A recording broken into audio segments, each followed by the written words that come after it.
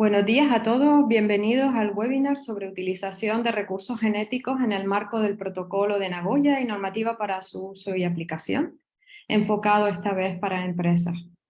Para aquellos que no me conozcan, soy Antera Martel, directora científica y curator del Banco Español de Algas de la Universidad de Las Palmas de Gran Canaria. Esta jornada está organizada por el Banco Español de Algas de la universidad, que está gestionado por la Fundación Canaria Parque Científico Tecnológico, la Sociedad Empresarial Anfaco Secopesca, en el marco de actuación de los proyectos Interreg MAC, Rebeca CCT, Innovalga y EBB, European Marine Biological Resource Center Biobank. Antes de comenzar la sesión de presentación, voy a darles a compartir con ustedes algunas cuestiones técnicas importantes. Agradecer que tengan sus micrófonos y sus cámaras apagados durante la sesión, a menos que sea su turno para exponer, con el fin de evitar ruidos que impidan la comprensión. A ser posible, los ponentes rogamos se conecten con auriculares por este mismo motivo. Como verán también en la barra inferior de la pantalla, contamos con el chat, que se utilizará exclusivamente para indicar algún problema o error que estén detectando en el audio o en el vídeo de la sesión. Para las sesiones de pregunta y debate que tendremos después de cada presentación, en este caso de la presentación única de Noelia Vallejo, pueden ir incluyendo sus preguntas en el apartado preguntas y respuestas. Solo se responderán las preguntas que se incluyan en dicho apartado, por lo que rogamos no incluyan sus cuestiones en el chat. Comentar que este evento está siendo grabado, por lo que aquellos que no deseen ser grabados, por favor mantengan sus cámaras y micrófonos apagados durante toda la jornada. Y sin más, vamos a dar paso a la presentación que hoy nos reúne aquí y que va a darnos nuestra ponente Noelia Vallejo Pedregal. Ella es jefa del área de estrategia y planes de conservación de la Subdirección General de Biodiversidad Terrestre y Marina del Ministerio para la Transición Ecológica y el Reto Demográfico, MITECO. Noelia, en etapas laborales anteriores, trabajó como administradora en la Comisión Europea, siguiendo asuntos relacionados con la aplicación de las directivas de la naturaleza en la Unión Europea y como jefa de servicios de biodiversidad. Sí, siguiendo procesos y debates europeos e internacionales en materia de biodiversidad. En la actualidad desarrolla funciones relacionadas con el punto focal nacional del Protocolo de Nagoya en España, entre otras funciones. Bienvenida, Noelia, muchas gracias por atender nuestra llamada para que nos hagas la presentación hoy. Buenos días, Antera, y buenos días a todos los participantes y asistentes, y muchísimas gracias a ustedes por la invitación y por la organización de esta jornada.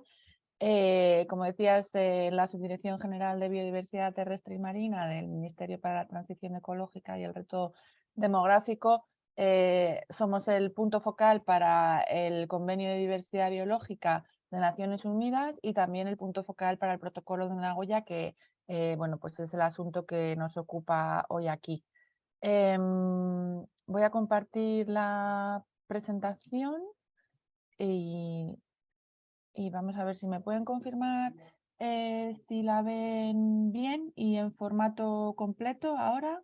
Sí, Noelia. Sí, vale, Sí. perfecto. Muchas gracias. Vale, pues estupendo. Pues entonces empezaría. Vale, pues esto aquí más pequeñito. Vale, muy bien. Pues entonces, bueno, la idea aquí hoy es compartirles un poco los principios fundamentales del Protocolo de Nagoya y su aplicación, así como unas pinceladas sobre la normativa europea y española en desarrollo y en aplicación de este protocolo.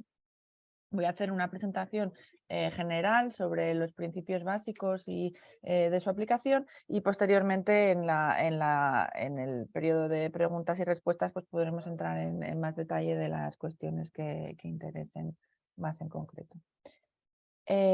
Bien, en primer lugar, presentar brevemente el Convenio de Naciones Unidas sobre la Diversidad Biológica, porque es el ámbito donde se enmarca este protocolo. Es uno de los 3 convenios de Río que se adoptaron en 1992 y entró en vigor en el 93, a la vez que el Convenio sobre Cambio Climático y el Convenio sobre Desertificación.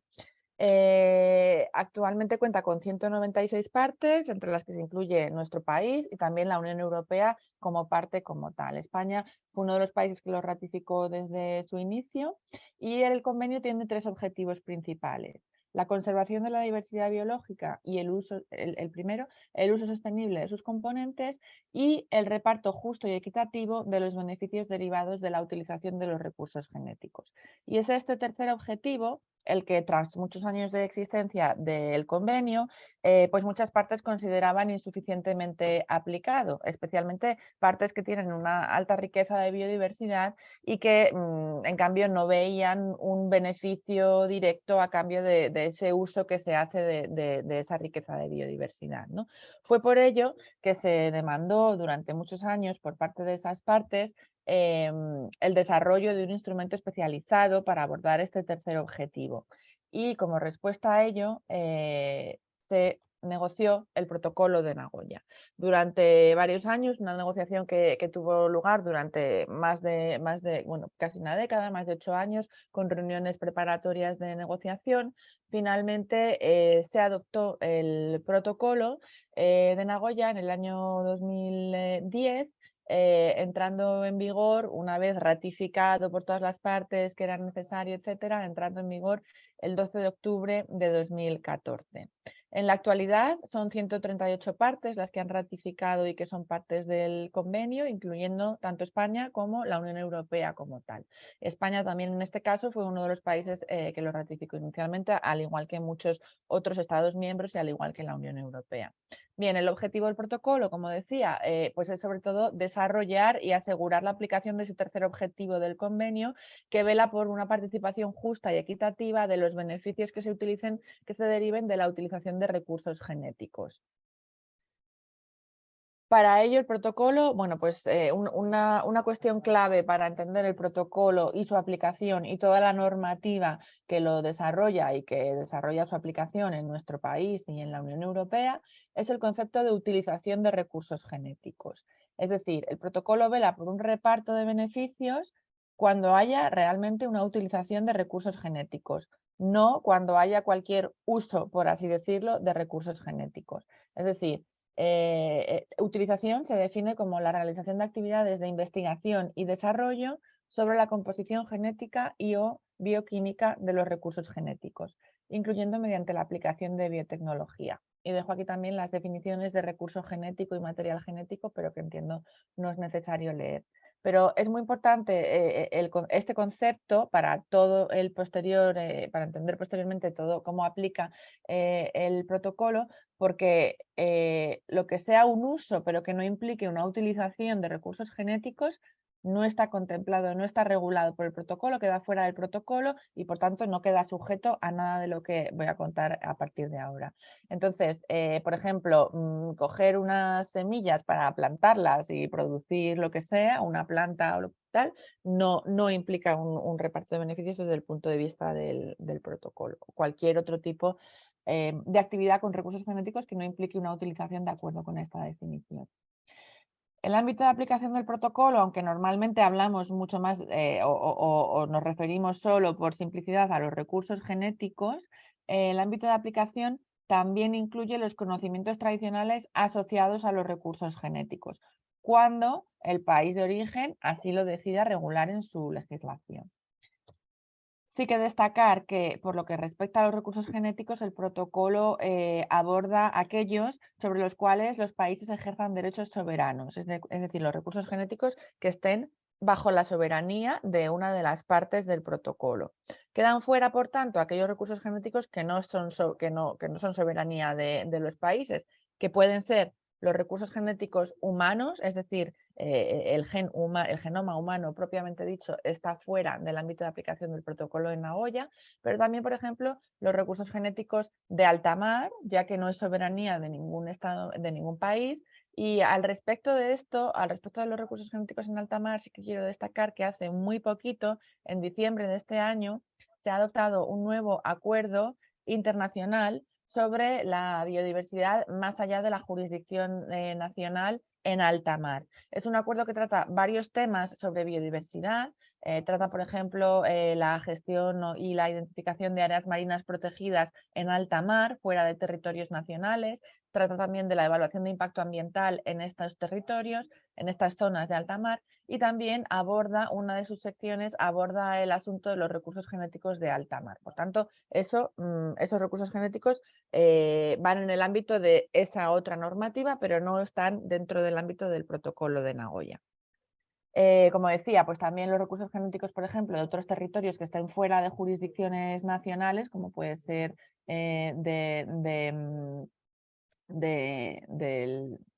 de zonas fuera de los países que son parte, pues quedan fuera del ámbito de aplicación. Y también quedan fuera aquellos recursos genéticos que se regulen por instrumentos especializados, como son, por ejemplo, los que están regulados a través del Tratado Internacional sobre Recursos Fitogenéticos para la Agricultura y Alimentación, que se regulan por ese propio instrumento especializado. Bien, lo esencial del protocolo es que establece dos grandes pilares en cuanto al acceso y la utilización de recursos genéticos. Un primer pilar se refiere al acceso de los recursos genéticos y, como explicaré a continuación, cada país que sea parte del protocolo de Nagoya puede decidir si regula o no el acceso a sus recursos genéticos. El segundo pilar es el de cumplimiento. Y en este sentido, todos los países que sean parte del protocolo de Nagoya, como condición sine qua non, tienen que comprometerse a establecer unas medidas administrativas, jurídicas, etcétera, en su territorio para garantizar el cumplimiento de la legislación en materia de recursos genéticos que se haga en su territorio. Bien, en cuanto al primer pilar, como decía, el acceso, cada país que se adhiera al protocolo de Nagoya decide si quiere o no regular el acceso a sus recursos genéticos, porque tiene soberanía sobre los recursos genéticos. Eso sí, si decide regular el acceso, lo tiene que hacer conforme a unos principios que establece el protocolo, que es que tenga que ser un procedimiento claro, transparente, una legislación que sea accesible y transparente y que se base en tres elementos: un consentimiento fundamentado previo de quien sea soberano para darlo, para dar ese consentimiento, un establecimiento de condiciones mutuamente acordadas para regular ese acceso a los recursos genéticos, y estas dos cuestiones se ven reflejadas en una autorización administrativa de acceso, que es la que demuestra y la que ampara al usuario para demostrar que ha obtenido, que ha cumplido con todos los requisitos nacionales y que por tanto tiene derecho a acceder a ese recurso genético de acuerdo con las condiciones que se establezcan en la autorización y en esos dos documentos, el consentimiento fundamentado previo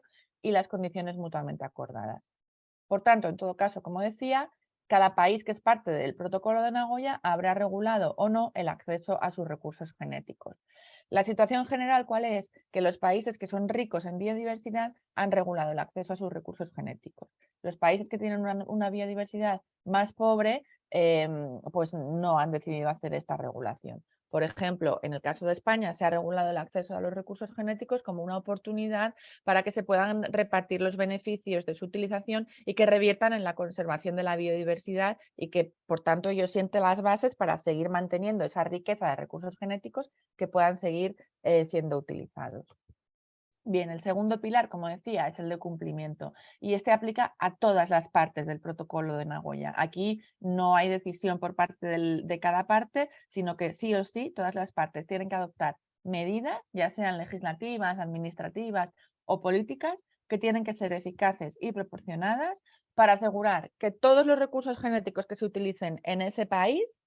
hayan sido accedidos de conformidad con la normativa del país proveedor. Tanto los recursos genéticos de ese país, en el caso de España, esto aplica tanto a los recursos genéticos de España como a los recursos genéticos que un usuario español, es decir, alguno de ustedes, por ejemplo, esté utilizando, aunque ese recurso genético provenga de un tercer país. Especialmente si es un tercer país que es parte del protocolo de Nagoya y que ha regulado el acceso.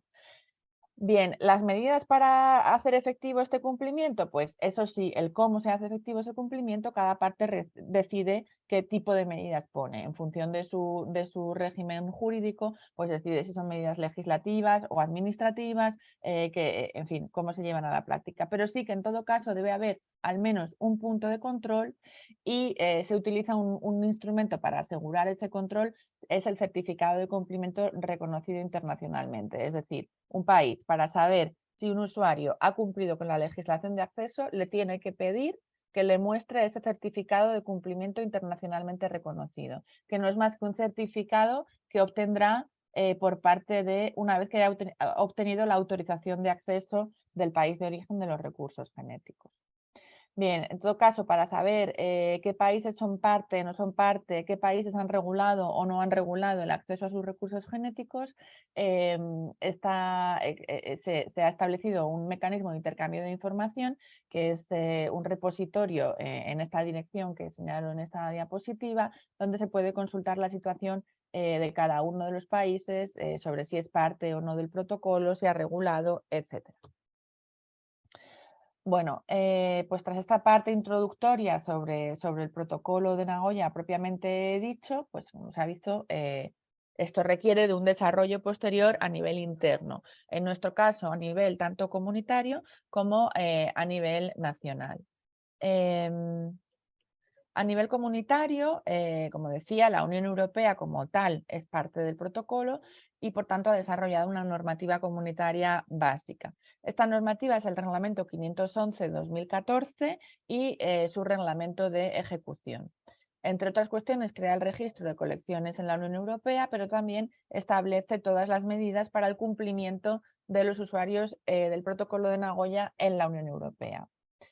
Entonces, de los dos grandes pilares del protocolo, destacar que la normativa comunitaria, estos reglamentos a los que me he referido en la diapositiva anterior, se refiere únicamente a la parte de cumplimiento. La parte de acceso sigue siendo una decisión que es soberanía de cada uno de los Estados miembros. Dentro de la Unión Europea hay países que han regulado el acceso a sus recursos genéticos, como es España, como mencionaba, pero también Francia, también varios países del ámbito mediterráneo especialmente, es decir, coincide de nuevo con los que más biodiversidad tienen, y otros países europeos como puedan ser Alemania, Holanda, Países Bajos, en fin,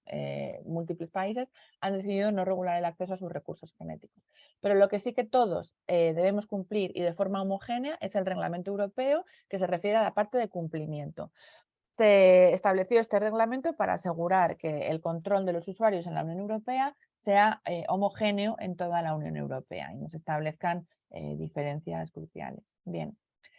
El ámbito de la aplicación de este reglamento, por tanto, son tanto los recursos genéticos como los conocimientos tradicionales, es decir, como explicaba antes, las dos cuestiones que regula el protocolo de Nagoya, que se utilicen en el ámbito de la Unión Europea, en el territorio europeo, por un usuario que esté ubicado en la Unión Europea, por tanto, y siempre y cuando se cumplan todas las condiciones que he resumido en esta diapositiva. Es decir, cuando se trate de recursos genéticos que provengan de un país que sea parte del protocolo de Nagoya, que además ese país haya ejercido sus derechos soberanos sobre recursos genéticos estableciendo medidas de acceso, es decir, regulando el acceso a sus recursos genéticos, y que además ese acceso haya tenido lugar después del 12 de octubre de 2014, que es la entrada en vigor del protocolo de Nagoya. Entonces, por poner algunos ejemplos pragmáticos que ayuden a entender esta aplicación, un usuario, alguno de ustedes que sea una empresa que trabaja con recursos genéticos en España, tendrá que ser controlado y cumplir con las obligaciones del reglamento si está utilizando un recurso genético que proviene, por ejemplo, pues, bueno, de España, por ejemplo, claramente, pero también si proviene de un tercer país, por ejemplo, de Perú, que es parte del protocolo de Nagoya, que ha regulado el acceso a sus recursos genéticos. Pero si ustedes están utilizando un recurso genético que proviene de Alemania, aunque sea parte del protocolo de Nagoya, como Alemania ha decidido no regular el acceso a sus recursos genéticos, es decir, el acceso es libre y no hay obligación de hacer un reparto de beneficios por esos recursos genéticos, pues por lo que se refiere a esos recursos genéticos alemanes, no estarán incluidos dentro del ámbito de aplicación del reglamento. ¿Y cuál es la obligación principal que establece este reglamento como forma de cumplir con las obligaciones de cumplimiento del protocolo de Nagoya? Pues que el usuario debe actuar con la debida diligencia para asegurarse de que el acceso a los recursos genéticos que va a utilizar sea conforme con los requisitos legislativos o reglamentarios aplicables en materia de acceso y participación en los beneficios de los países proveedores, y que se establezca una participación justa y equitativa en los beneficios de acuerdo con los requisitos legislativos o reglamentarios aplicables del país de origen. Es decir, en definitiva, como usuarios, la obligación que tienen es, en primer lugar, de informarse sobre si los recursos genéticos a los que van a acceder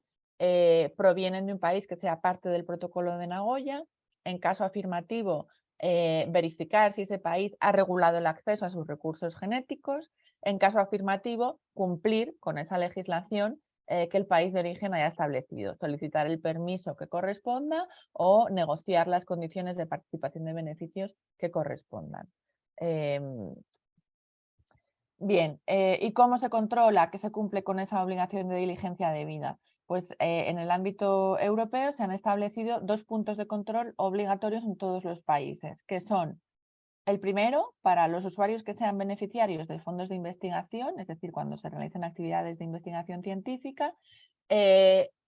en algún momento antes del informe final y la finalización del proyecto o el pago final del proyecto, ya sea un proyecto con financiación pública o privada o mixta, pero antes de finalizar el proyecto de investigación que recibe financiación, se debe demostrar que se ha cumplido con esa diligencia debida. El segundo caso que establece el reglamento europeo es para aquellos usuarios que estén en la etapa final de la elaboración de un producto.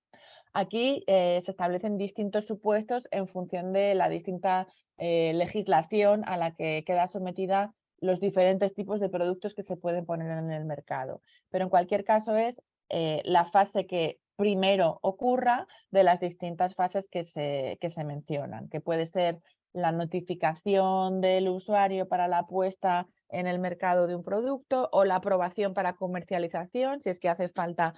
una aprobación para ese tipo de producto, o antes de la primera puesta en el mercado de la Unión Europea o antes de la primera venta o transferencia de resultados. En todo caso, antes de estar en el mercado y cuando sea la primera etapa, el usuario tiene que demostrar que cumple con esa diligencia debida.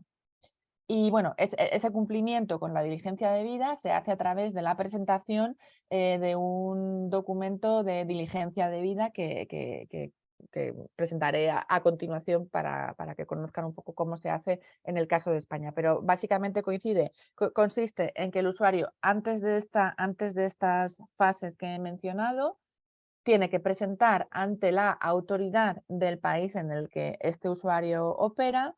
una declaración de diligencia debida, que es un documento sencillo en el que explica los recursos, la procedencia de los recursos genéticos que se han utilizado para generar ese producto y explica o justifica o digamos que documenta firma y documenta que ha cumplido con las obligaciones legislativas del país de origen y para ello aporta información sobre la autorización obtenida y sobre el certificado internacionalmente reconocido. Otra cuestión que establece el reglamento europeo, en este caso es una obligación a las autoridades de cada Estado miembro, es la obligación de controlar y de garantizar y de llevar a cabo unos controles para garantizar que los usuarios dentro de su territorio de recursos genéticos están cumpliendo con la obligación de diligencia debida. Y estos controles se han de realizar tanto de forma periódica, de conformidad con lo que establezca un plan de control que tiene que desarrollar y elaborar cada Estado miembro,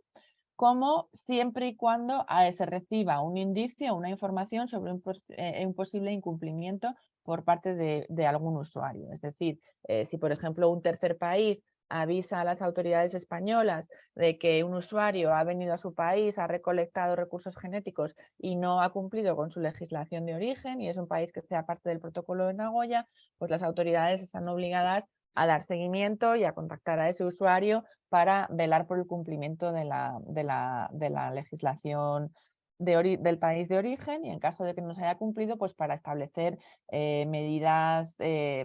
para resolver esa situación y para que se cumpla con la legislación de origen en definitiva.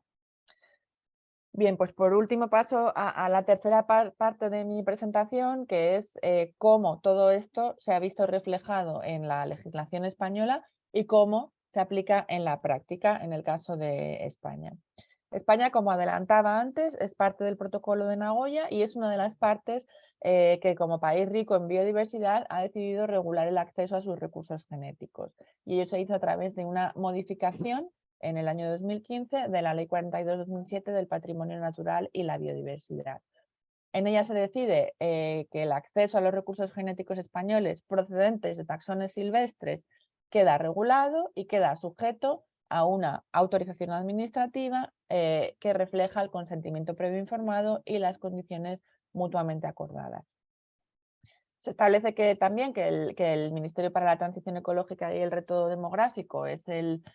punto focal del Protocolo de Nagoya, el punto focal nacional, y como tal ejercemos la relación con terceros países y la relación con el propio Protocolo de Nagoya y la relación interna con las distintas autoridades que son competentes para la aplicación de esta legislación a nivel interno nacional, que incluye a las comunidades autónomas. Bien, y otro aspecto muy importante que establece este artículo y que está en línea con la finalidad del propio protocolo de Nagoya y con lo que establece el protocolo es que los beneficios que se deriven de la utilización de los recursos genéticos deberán ser destinados principalmente a la conservación de la biodiversidad y el uso sostenible de sus componentes. Además de todo esto, es decir, de esta regulación del acceso, la ley también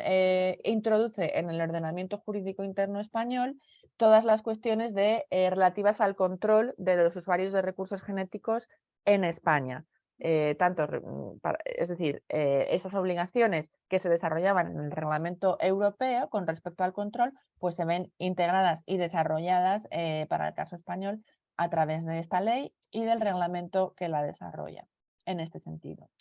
Este reglamento es el Real Decreto 124 de 2017 relativo al acceso a los recursos genéticos procedentes de los taxones silvestres y al control de la utilización,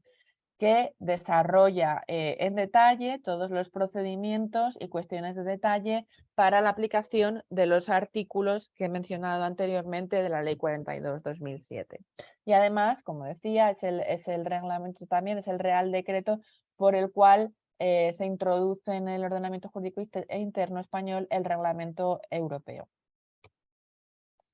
Bien, entonces el Real Decreto 124 de 2017 aborda esos dos pilares que habíamos comentado del protocolo de Nagoya. El pilar de acceso, regulando el acceso a los recursos genéticos españoles, tanto in situ como ex situ, procedentes de taxones silvestres. He subrayado aquí esta precedencia porque no es de aplicación, por ejemplo, a recursos genéticos españoles que provengan de taxones que no se consideren silvestres. Y para ello establece los procedimientos de acceso para la utilización de estos recursos genéticos, distinguiendo dos casuísticas: aquel acceso que se haga con una utilización con fines no comerciales y el que se haga con fines comerciales. En segundo lugar, el Real Decreto también responde a ese segundo pilar del Protocolo de Nagoya, que es el control de la utilización. El capítulo cuarto del Real Decreto se refiere al seguimiento de la utilización en España de recursos genéticos y conocimientos tradicionales. En este sentido, destacar que básicamente el Real Decreto introduce lo que ya he explicado que desarrollaba el Reglamento Europeo, con algunas particularidades para el caso de España. Una de estas particularidades es que los puntos de control, además de los dos que ya había mencionado que son obligatorios en todos los Estados miembros, se añade un tercer punto de control en el caso de España, que es el momento de solicitud de una patente. Esto fue porque en el momento de elaboración de esta legislación, pues en coordinación con la Oficina Española de Patentes y Marcas, se consideró que es un punto muy relevante en el que los usuarios pueden aprovechar esa ocasión para demostrar su cumplimiento con la diligencia debida, y por tanto se ha incluido este punto de control. Y a fecha de hoy, cuando un usuario, un operador,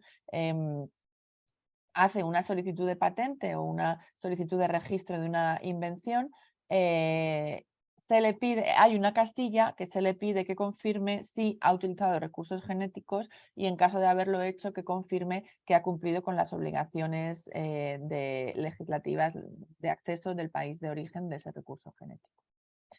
Bien, otra cuestión que establece el Real Decreto es las autoridades competentes. Se define quiénes son las autoridades competentes de acceso, es decir, para otorgar la autorización de acceso, y por otro lado, quiénes son los órganos responsables para presentar el consentimiento previo informado y negociar las condiciones mutuamente acordadas en cada caso. Este reparto de competencias responde al reparto competencial aplicable en materia de conservación de biodiversidad de acuerdo con la Constitución española y con la normativa básica española, y por tanto responde a una casuística que es variada, es decir, depende de si se trata de un recurso genético que sea endémico, que solo se encuentra en una única comunidad autónoma, o si es un recurso genético que esté distribuido en varias comunidades autónomas. Depende también de si es en el ámbito marino o en el ámbito terrestre, porque las competencias varían en cada caso. Entonces, bueno, aunque no me detengo en esto aquí, hacerles saber que en todo caso, en caso de dudas, desde el Ministerio como punto focal nacional y como punto focal responsable de la coordinación entre todas las autoridades, podemos recibir en caso de duda las solicitudes y las enviamos al órgano que corresponda según aplique. Y también podemos y hacemos de hecho con frecuencia responder a las dudas que surjan tanto sobre cuestiones competenciales como sobre cualquier cuestión sobre aplicación de esta normativa. Establece también, como decía, las autoridades competentes para el control, para realizar el control de los usuarios en España.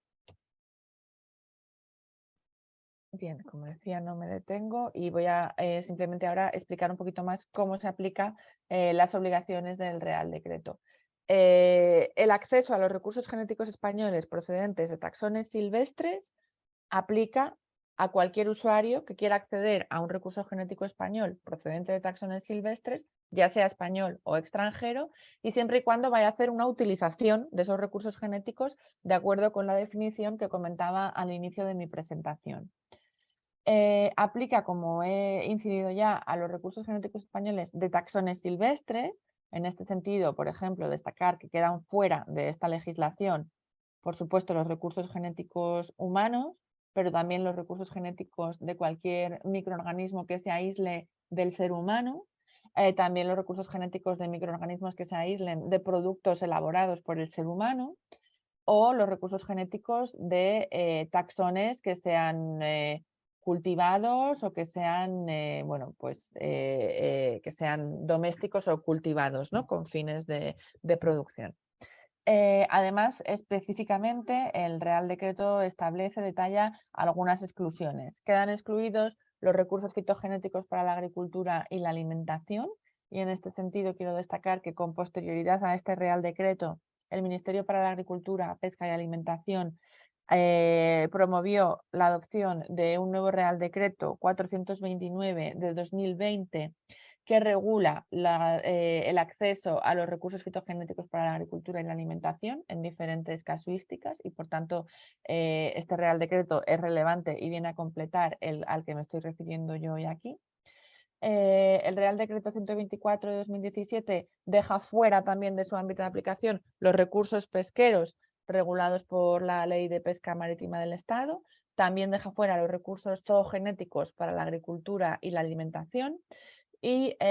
también, muy importante, el acceso para fines exclusivamente taxonómicos, que se define en el propio Real Decreto conforme a la definición que dejo aquí recogida, y que por tanto en estos casos en los que se haga una investigación con fines exclusivamente taxonómicos no es necesario solicitar autorización de acceso.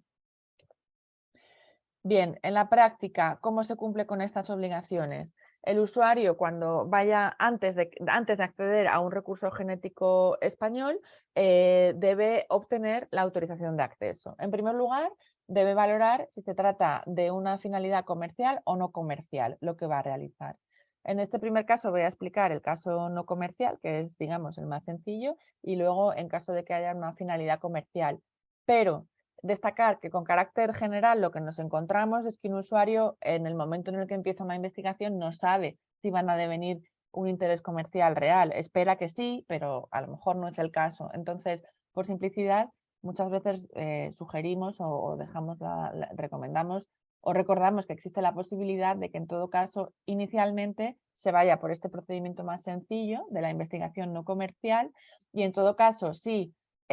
una vez comenzada esa utilización, esa investigación no comercial, se confirma que hay un interés comercial, en ese momento, tan pronto como se confirme ese interés, solicitar la otra autorización.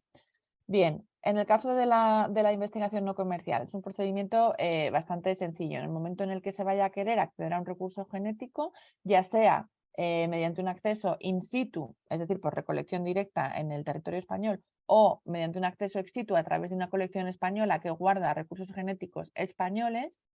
se debe cumplimentar una solicitud que está disponible online, que es relativamente sencilla, en la que se deben explicar, pues dar información sobre los recursos genéticos a los que se quiere acceder, en qué fecha y qué utilización se quiere llevar a cabo, que a fin de cuentas es una breve descripción del proyecto de investigación que se va a realizar. Se firma una declaración en la cual el usuario se compromete a que ese uso solo va a ser conforme a lo que se explica en la solicitud y eso se envía directamente de forma online, es inmediato, una vez que se cumplimenta se da a enviar y se recibe directamente en el punto focal nacional, en el MITECO. El MITECO lo analiza y lo envía a la autoridad competente de acceso, que puede ser el propio ministerio o puede ser una comunidad autónoma según los casos, o podría ser el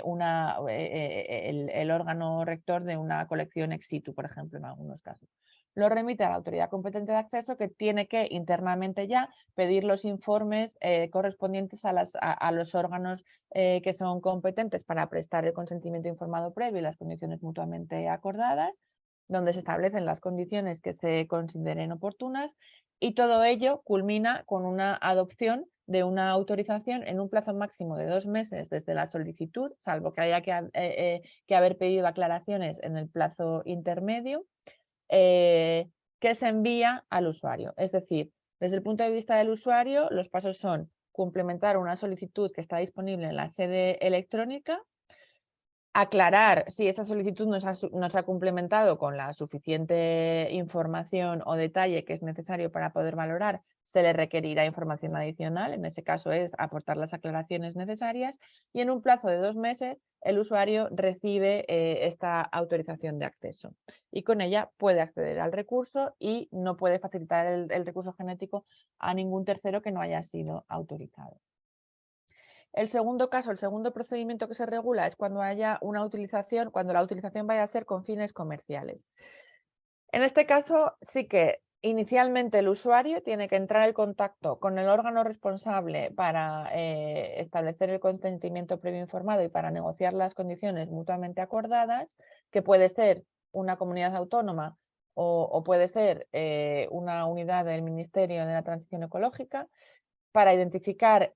quién es el órgano responsable, por tanto, con el que debe contactar el usuario. Como decía antes, nos pueden consultar como punto focal nacional al ministerio y se establece un periodo de negociación para establecer esas condiciones mutuamente acordadas en las que se establecen los términos en los que se van a repartir los beneficios una vez se obtengan beneficios en la fase posterior a la investigación. Para el establecimiento de estas condiciones mutuamente acordadas se han adoptado unas directrices adoptadas conjuntamente por todas las autoridades competentes en el ámbito del comité de ABS dentro de la Comisión Estatal del Patrimonio Natural y la Biodiversidad, donde todas las autoridades competentes en materia de acceso a los recursos genéticos se ponen de acuerdo para unas directrices homogéneas y para aplicar esta legislación de forma homogénea y coordinada. Bien, pues una de estas cuestiones son unas directrices que aseguran que en esa negociación con los usuarios de las condiciones mutuamente acordadas, pues se va a tener un enfoque homogéneo, ¿no? En cuanto a cómo repartir beneficios o bueno, pues ese tipo de cuestiones. Una vez alcanzados estos acuerdos en esta negociación mutua entre el usuario y el órgano responsable, se remite la solicitud de acceso, que también es muy similar a la solicitud con fines no comerciales, es decir, explicar información sobre los recursos genéticos que se utilizan, la finalidad de la investigación y una pequeña descripción de la investigación a realizar. Y en este caso se tiene que adjuntar ese consentimiento previo informado y las condiciones mutuamente acordadas. Una vez recibido en el plazo máximo de 6 meses, pero suele hacerse en un plazo inferior, se emite la autorización de acceso y el usuario ya puede acceder al recurso genético.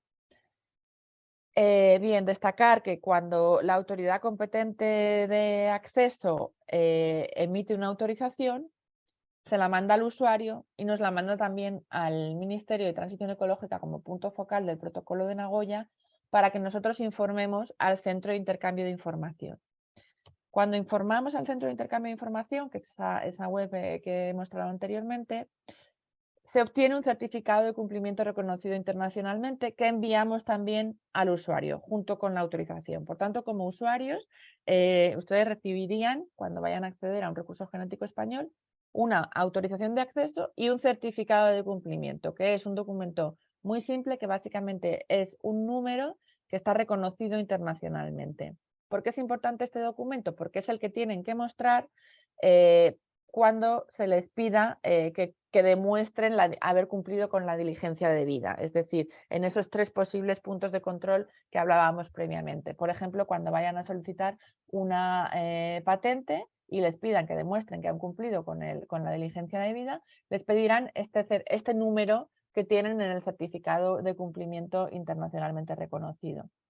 ¿Por qué esta duplicación de documentos? Porque ustedes ya tienen una autoridad de acceso, entonces, ¿por qué hace falta este certificado de cumplimiento internacionalmente reconocido? Bien, porque podría ser que el usuario no sea un usuario español, sea un usuario alemán. Entonces, el usuario alemán, con la autoridad competente, con la autorización de acceso, que es un documento, que es una resolución administrativa en español, pues es difícil que cuando les vayan a controlar en su país pueda demostrar con facilidad que ha cumplido. Entonces, lo que hace es mostrar este certificado reconocido internacionalmente, que además está reflejado en el Centro de Intercambio de Información del Protocolo de Nagoya. Como decía, en el propio mecanismo de intercambio de información están reflejados los diferentes certificados internacionalmente reconocidos. Bien, y ya para finalizar, muy brevemente, recordar que el Real Decreto 124 de 2017 también establece las medidas de cumplimiento en España. Básicamente se sigue lo dispuesto en el Reglamento Europeo, por tanto su ámbito de aplicación, como aquí destaco, es el mismo que el que contaba antes para el Reglamento Europeo 511 de 2014. Y en este caso es la aplicación a los usuarios que estén ubicados en España. Como mencionaba anteriormente, esta aplicación se va a llevar a cabo en 3 puntos de control, que son los 2 que establece el propio Reglamento Europeo y además, en el caso de España, los usuarios que soliciten una patente. Y como decía, una vez que se remite el contenido de las declaraciones de diligencia debida a través de la sede electrónica del Ministerio, pues esto se hace llegar al Centro de Intercambio de Información también para que se sepa que el usuario ha cumplido con sus obligaciones. Y como decía anteriormente, el Reglamento Europeo obliga a los Estados miembros a realizar un control sobre los usuarios que estén en su territorio, de acuerdo con las obligaciones del Protocolo de Nagoya. Para realizar este control se debe hacer tanto si hay un indicio claro de que un usuario haya incumplido, como de forma general, de forma regular, aplicando un plan estatal. Este plan estatal se está finalizando su elaboración en el ámbito del comité de ABS y será aprobado próximamente, y establece los principios y los criterios de riesgo para llevar a cabo estos controles. En caso de incumplimiento, establece un régimen sancionador basado en el régimen sancionador de la legislación aplicable, pero establece también la posibilidad de medidas de rectificación o medidas provisionales de carácter preventivo. Me gustaría destacar que el espíritu de esta normativa es garantizar el cumplimiento con la legislación, Y por tanto, pues a día de hoy, por ahora, la prioridad no es la aplicación de un régimen sancionador, sino que la prioridad realmente es acompañar y facilitar a los usuarios a hacer un cumplimiento efectivo de las obligaciones y de los repartos de beneficios y del cumplimiento de las legislaciones de acceso que sean de aplicación. Por tanto, si a día de hoy nos encontramos con casos que en el pasado, por desconocimiento, especialmente cuando se trata de casos en que en fechas de acceso no estaba clara todavía la legislación, se plantean dudas, pues se valoran las posibilidades disponibles que, como digo, pues al margen de un régimen sancionador, establece también la posibilidad de estas medidas de rectificación. Bien, para finalizar, en cualquier caso, dejar el enlace a nuestra página web, donde hay información detallada sobre toda esta normativa que hemos explicado, con documentos también de preguntas frecuentes, y también a través de la sede electrónica del Ministerio está el acceso a todos estos procedimientos que he venido explicando. Y en todo caso, en esta dirección de correo electrónico, como punto focal nacional, desde el MITECO respondemos a las preguntas o cuestiones o casos concretos que puedan requerir alguna respuesta por nuestra parte. Con esto lo dejo aquí, siento haberme extendido. Pues muy bien, Noelia, muchísimas gracias. Yo últimamente para comentarles que vamos a publicar la grabación de la exposición que has hecho, que disponen de información detallada en la web del MITECO, en su apartado del protocolo de Nagoya, que pueden hacer allí sus preguntas en el buzón, aunque tarden un poco en contestar, pero sé que contestan porque nosotros solemos también hacer consultas a través del buzón. Que también pueden encontrar información en la página web del BEA, que les redirige al MITECO, y en la nueva página web mucho más claramente en breve, cuando la publiquemos, y que tienen a disposición el manual de política de ABS de MIRRI. MIRRI es la infraestructura paneuropea de investigación de recursos microbianos, y que pueden acceder también a través de internet a este manual. Agradecer a Noelia su disponibilidad, su exposición y responder a las dudas tan intensamente de todos los participantes y nuestras también. A Artemis Rivero de la Fundación Canaria Parque Científico por la organización técnica y el apoyo en la distribución del material, la difusión de la jornada y también en la organización.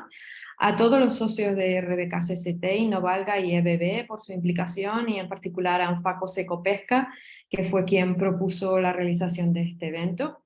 Y a todos los participantes por su interés y participación en esta jornada de forma tan activa sobre la utilización de recursos genéticos en el marco del protocolo de Nagoya y su aplicación, y que esperamos haya sido útil, muy útil e interesante para todos. Muchísimas gracias a todos.